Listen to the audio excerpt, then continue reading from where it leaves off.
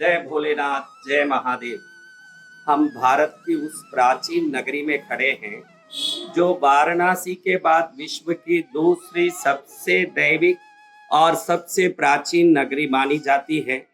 वाराणसी के बाद दूसरी दैविक ये प्राचीन नगरी कांचीपुरम है, जहाँ हजारों वर्ष पहले पल्लव राजाओं ने शैव कांची नाम से भगवान शंकर के लिए अलग नगरी, विष्णु कांची के नाम से भगवान विष्णु के लिए अलग नगरी और जिन कांची के नाम से जैन तीर्थंकरों के लिए अलग नगरी और विभिन्न प्रकार के देवी देवताओं के लिए स्थान बनाया।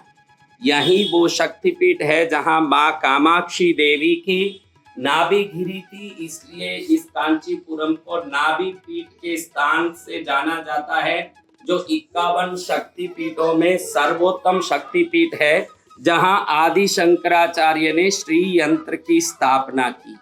ये वो पवित्र मंदिर में हम खड़े हैं जहां त्रिपुरासुरों के संहार के बाद ब्रह्मा और विष्णु यहाँ पर भगवान शंकर की शिवलिंग की पूजा किए। विष्णु से पूजित ये दिव्य लिंग यहाँ पर 16 प्रकार के दिव्य शक्तियों को देने वाला माना जाता है और ये आर्कियोलॉजिकल डिपार्टमेंट के अंतर्गत में है।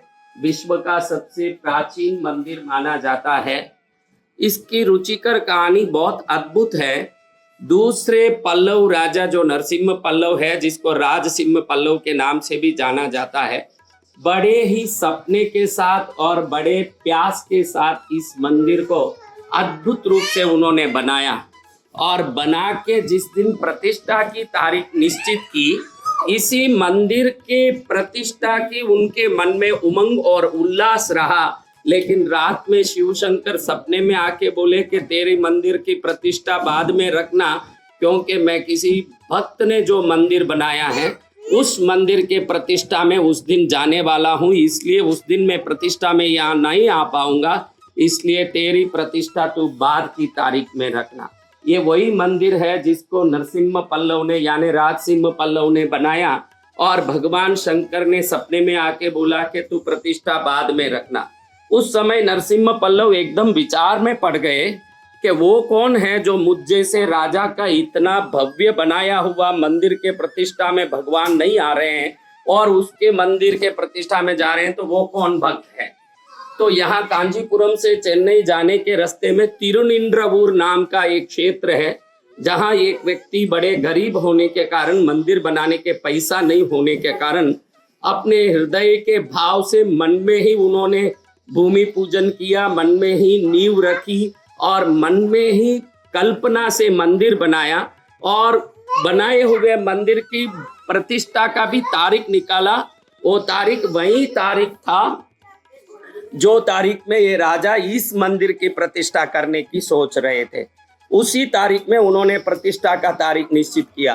ना तो वहाँ असली में कोई मंदिर था, ना कोई शिवलिंग था, ना कोई भगवान थे, ना कोई देवता थे, लेकिन प्रभु मन की भक्ति का कितना आदर देते हैं और मन की भक्ति को कितनी श्रद्धा देते हैं, वो इस मंदिर से हमको देखने में मिलता है। फिर राजा जब वहाँ गया तो देखा कि उस गांव में न तो बाजे बज रहे हैं, ना कोई तोरण लगे हुए हैं, ना कोई श्रृंगार है, ना किसी मंदिर के लिए लोगों की भीड़ है। जब उन्होंने जाके पूछा कि ऐसा कैसे हो सकता है जब किसी मंदिर की प्रतिष्ठा हो रही है और कोई लोग ही ना हो, तब मालूम पड़ा कि उस व्यक्ति ने मंदिर बनाया नहीं, सिर्फ मन का मंदिर बनाया और महादेव ने मन मंदिर को इतना महत्व दिया कि उस मन मंदिर के प्रतिष्ठा के लिए साक्षात पहुंच गए अपने पूरे बल दल के साथ और पहले वहां की प्रतिष्ठा हुई, फिर कहते हैं कि इस मंदिर की प्रतिष्ठा हुई। इस प्रकार से इस मंदिर की प्रतिष्ठा राजसिम्हा पल्लव, दूसरे नरसिम्हा पल्लव ने यहाँ पर बाद में की। ऐसे पवित्र मंदिर का आप दर्शन करताली हैं, जिस राजा को भगवान महादेव ने खुद कहा कि मैं तेरी प्रतिष्ठा में बाद में आऊंगा। भले ही बाद में आए होंगे, लेकिन महादेव खुद कह दिए कि अगली प्रतिष्ठा का तारीख रख, उस तारीख में मैं पहुंचूंगा। तो यहाँ पर भगवान महादेव उस प्रतिष्ठा के समय पहुंचे, लेकिन ये नरसिम्हा पल्लव के समय का मंदिर नहीं है। ये मंदिर है भगवान विष्णु से पूजित शिवलिंग वाला मंदिर। लेकिन उस मंदिर में जो शिवलिंग था वो मंदिर जीर्ण शीर्ण हो जाने के कारण नरसिम्हा पल्लव ने सोचा कि हम नया मंदिर बना के उसमें पुनः जीर्णोद्धार करके इस शिवलिंग को स्थापित करेंगे। त्रिपुरासुरों के संहार के बाद विष्णु से पूजित ये शिवलिंग बाद में नरसिम्हा पल्लव के द्वारा संपूर्ण रूप से मंदिर बना के प्रतिष्ठित की गई। आज विश्व के सर्वोत्तम सुंदर धरोहरों में एक होने के कारण भारत के आर्कियोलॉजिकल डिपार्टमेंट ने इसको अपने हस्तगत किया है और ये अब आर्कियोलॉजिकल डिपार्टमेंट के अपने जिम्मेदारी पर निर्वाहित होता है। इस पवित्र मंदिर का दर्शन करने वाले, इस कांचीपुरम के सभी मंदिरों के दर्शन करने वाले देवताओं के सानिध्य को महसूस करते हैं और देवताओं के सानिध्य से अपने जीवन को धन्य करते हैं। ऐसे पवित्र मंदिर में आप देख सकते हैं कि कितने सारे अद्भुत शिल्प बने हैं। वो सब पत्थर से बने हैं। उस पत्थर से बने हुए शिल्प के समय के कारण जीर्ण शीर्ण न हो जाएं तो बाद में उस पर चूने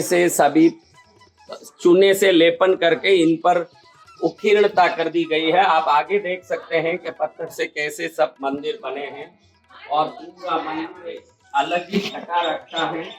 यहाँ आप देख सकते हैं एक अलग अलग गोखले में अलग अलग मूर्तियों का उत्कीर्ण, कितना सुंदर उसमें भगवान शंकर, उनकी अर्धांगिनी माता देखिए शेर के वाहन के ऊपर खड़ी हुई है, हाथ में विभिन्न अस्त्र शस्त्र लेके भगवती किस प्रकार खड़ी है। ऐसे सुंदर शिल्प कला पूरे भारत में बहुत कम जहां देखने मिलते हैं। उसमें सबसे प्राचीन मंदिर ये मंदिर है, जिस मंदिर में विभिन्न प्रकार के शिल्प और शिल्प संबंधी विषयों को देखने मिलता है। आज समय के साथ साथ ये मंदिर जीर्ण शीर्ण हो रहा है, लेकिन ये मंदिर वो इतिहास है जहां भगवान महादेव ने एक राजा को संदेश दिया था कि मैं स्थूल मंदिरों से भी भाव मंदिर को ज्यादा महत्व देता हूं और यहाँ से कुछ समय दूर जाएं तो वो त्रिनेत्रपुर का मंदिर है जहां उस भक्त ने मन से मंदिर बनाया था, लेकिन बाद में इसी राजा ने वहां भी मंदिर बनवा दिया था। हृदय से बने हुए मंदिर के कारण उस मंदिर का नाम हृदयालीश्वर महादेव पड़ा और इस मंदिर को लोग कैलाशनाथ महादेव मंदिर के नाम से जानते हैं। जरूर कांचीपुरम आप लोग आए और ऐसे दिव्य स्थलियों का दर्शन करें। शास्त्र कहता है उत्तमा सहजावस्था, सहज अवस्था में रहना उत्तम है। मध्यमा ध्यान धारणा, ध्यान और धारणा मध्यम है।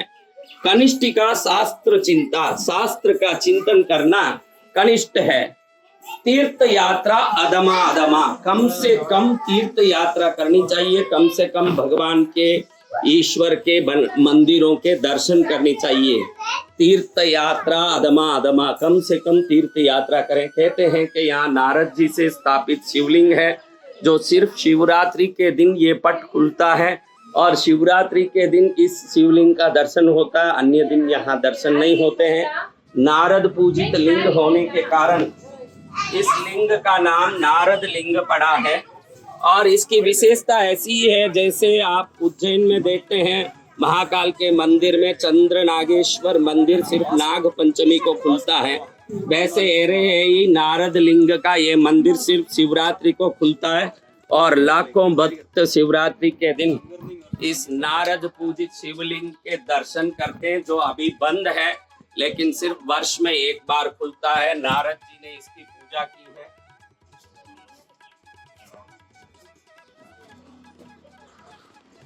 इस मंदिर को देखने के बाद हमको इतना तो जरूर मन में समझ आ जाता है कि भगवान पत्थर से बने हुए मंदिरों से भी भाव से बने हुए मंदिरों में ज्यादा उपस्थित होते हैं, ज्यादा प्रसन्न होते हैं और ज्यादा उनकी कृपा उस मंदिर पर होती है जो भाव से बनता है। ऐसे मंदिरों का दर्शन करने से हमारा भी पुण्य बढ़े। जय महादेव, जय भोलेनाथ।